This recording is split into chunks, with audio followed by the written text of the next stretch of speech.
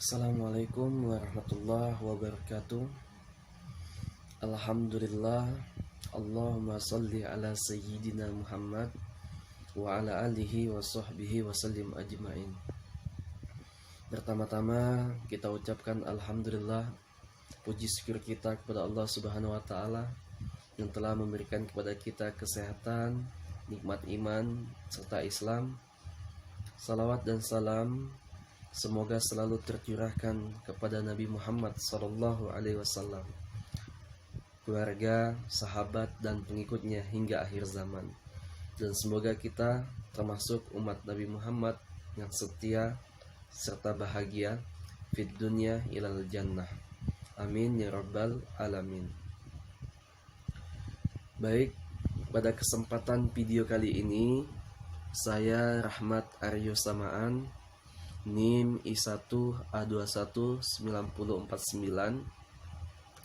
Di sini kita akan membahas tentang kepemimpinan pendidikan, dan saya juga akan membahas tentang hasil observasi dan wawancara saya terkait kepemimpinan yang telah diterapkan di sebuah instansi persekolahan, yang mana video kali ini kami buat untuk memenuhi tugas mata kuliah pengelolaan pendidikan.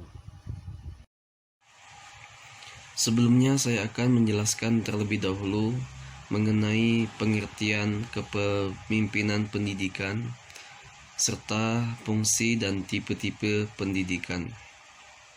Langsung saja kita akan bahas yang pertama, yaitu pengertian kepemimpinan pendidikan.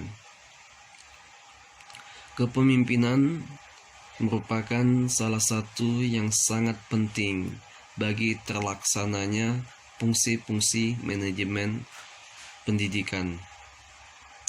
Menurut D.E.M.C. Verlan mengemukakan bahwa kepemimpinan adalah suatu proses di mana pimpinan dilukiskan akan memberi perintah atau pengaruh, bimbingan atau proses mempengaruhi pekerjaan orang lain dalam memilih dan mencapai tujuan yang telah ditetapkan. Adapun Oteng Sutisna, beliau memaparkan bahwasanya kepemimpinan adalah kemampuan mengambil inisiatif dalam situasi sosial untuk menciptakan bentuk dan prosedur baru, merancang dan mengatur perbuatan, dan dengan berbuat begitu membangkitkan kerjasama ke arah tercapainya tujuan. Sedangkan pendidikan mengandung arti dalam lapangan apa dan di mana kepemimpinan itu berlangsung, dan sekaligus menjelaskan pula sifat atau ciri-ciri yang harus dimiliki oleh kepemimpinan itu. Dengan demikian, kepemimpinan pendidikan merupakan kemampuan untuk menggerakkan pelaksanaan pendidikan sehingga tujuan pendidikan yang telah ditetapkan dapat tercapai secara efisien dan efektif. Yang kedua yaitu fungsi kepemimpinan, yang mana fungsi utama pemimpin pendidikan yang antara lain adalah yang pertama, pemimpin membantu tercapainya suasana persaudaraan, kerjasama dengan penuh rasa kebebasan. Yang kedua, pemimpin membantu kelompok untuk mengkoordinir diri, yaitu ikut serta dalam memberikan rangsangan dan bantuan kepada kelompok dalam menetapkan dan menjelaskan tujuan. Yang ketiga, pemimpin membantu kelompok dalam menetapkan prosedur kerja, yaitu membantu kelompok dalam menganalisis situasi untuk kemudian menetapkan prosedur mana yang paling praktis dan efektif untuk dilaksanakan dan dijalankan. Yang keempat, pemimpin bertanggung jawab dalam mengambil keputusan bersama dengan kelompok. Pemimpin memberi kesempatan kepada kelompok untuk belajar dari pengalaman. Pemimpin mempunyai tanggung jawab untuk melatih kelompok menyadari proses dan isi pekerjaan yang dilakukan dan berani menilai hasil secara jujur dan objektif. Yang kelima, pemimpin bertanggung jawab atas mengembangkan dan mempertahankan eksistensi organisasi pendidikan. Sedangkan dari definisi berikut memberikan indikasi bahwa seorang pemimpin berfungsi sebagai orang yang mampu menciptakan perubahan secara efektif di dalam penampilan kelompoknya. Yang kedua, seseorang pemimpin berfungsi menggerakkan orang lain, sehingga secara sadar orang lain tersebut mau melakukan apa yang dikehendaki oleh pemimpinnya. Yang ketiga yaitu tipe-tipe kepemimpinan. Dalam setiap realitasnya, pemimpin dalam melaksanakan proses kepemimpinannya memiliki perbedaan antara yang satu dengan yang lainnya. Sebagaimana menurut G.R. Terry yang dikutip oleh Maman Ukas, G.R. Terry membagi tipe kepemimpinan menjadi 6 tipe. Yang pertama, tipe kepemimpinan pribadi atau personal leadership. Dalam sistem kepemimpinan ini, segala tindakan dilakukan dengan mengadakan kontak fisik, kontak pribadi. Yang kedua, yaitu tipe kepemimpinan non-pribadi, non-personal leadership, yaitu segala sesuatu kebijaksanaan yang dilaksanakan melalui bawahan-bawahan atau media non-pribadi, baik rencana, perintah, juga pengawasan. Yang ketiga, tipe kepemimpinan otoriter atau authoritarian leadership. Pemimpin otoriter biasanya bekerja keras, sungguh-sungguh, teliti dan tertib. Yang keempat, tipe kepemimpinan demokratis, democratic leadership. Pemimpin yang demokratis menganggap dirinya sebagai bagian dari kelompoknya dan bersama-sama dengan kelompoknya berusaha bertanggung jawab tentang terlaksananya tujuan bersama. Yang kelima yaitu tipe kepemimpinan paternalistis atau paternalistis leadership. Kepemimpinan ini dicirikan oleh suatu pengaruh yang bersifat kebapakan dalam hubungan pemimpin dan kelompok. Yang keenam yaitu tipe kepemimpinan menurut bakat atau disebut juga dengan endogenous leadership. Biasanya timbul dari kelompok orang-orang informal, tempat mungkin mereka berlatih dengan adanya sistem kompetisi sehingga bisa menimbulkan klik-klik dari kelompok yang bersangkutan.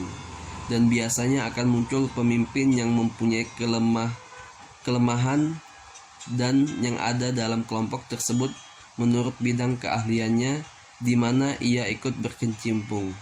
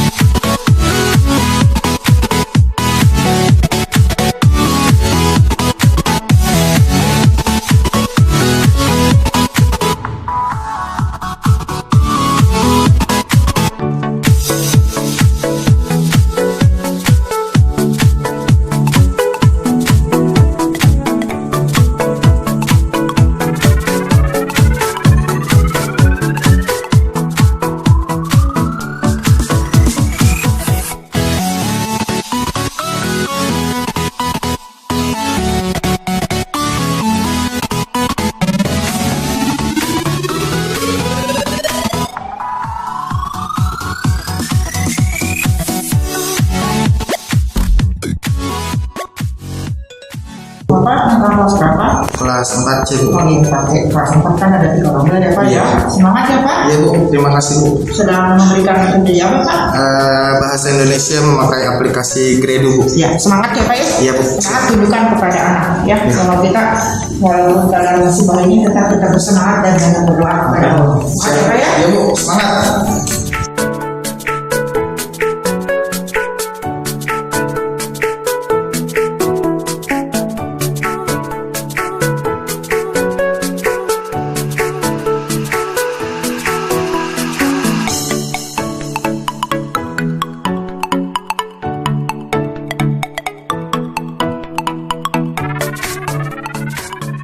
Kelas 2 Bu sama. Ada kesulitannya nggak Bu dalam ini mengerjakan atau pelaksanaan kegiatan Gredu ini? Ada Bu, mungkin ini kesulitannya karena memang tidak semua anak memiliki HP Iya, ataupun saya paham. orang tua yang memang tidak mengerti bagaimana cara membuat email atau apa itu Bu. Nah. Nah ini saya sedang mengerjakan tentang penilaiannya Bu, penilaian di Bagaimana Gredu. kalau anak yang nggak mempunyai HP, tindakan ibu terhadap anak yang tidak mempunyai HP atau katakanlah Ada kesulitan. agak sulit untuk komunikasi, bagaimana? Kami tetap masih menggunakan WA Bu, sebagian ada beberapa, tetapi membuat grup baru gitu loh Bu, grup baru yang khusus memang dia tidak bisa mengikuti Iya, Gredu. itu bagus Bu. Tetap ibu harus tetap komunikasi tetap berjalan walaupun itu anak tidak punya HP, bisa lewat kelas, bisa visit home.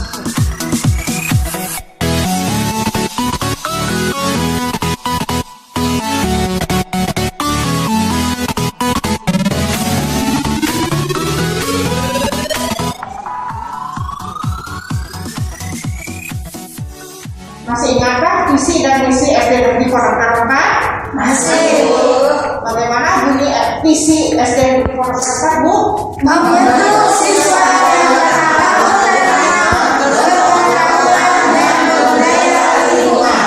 Misi Pondok Terempat itu ada 5. Di antaranya kalau saya harap Ibu Yulia bagaimana di antara bunyi misi SDN Pondok Terempat salah satunya. Misi SDN Pondok Terempat meningkatkan ketakwaan dan keimanan peserta didik terhadap Tuhan Yang Maha Esa. Alhamdulillah Ibu Yulia sudah papa ya, yang di antara guru-guru yang juga salah satu